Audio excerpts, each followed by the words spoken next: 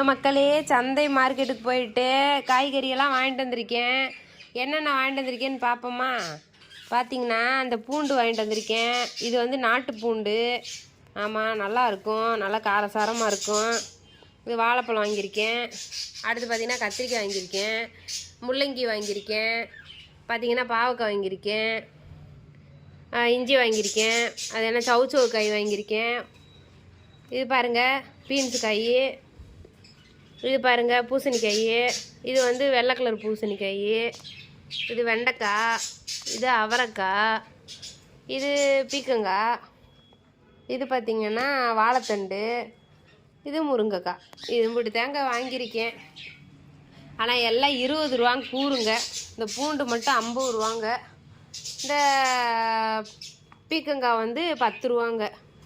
நம்ம ஊர் சைட்லலாம் எம்புட்டுன்னு சொல்லுங்கள் மறக்காமல்.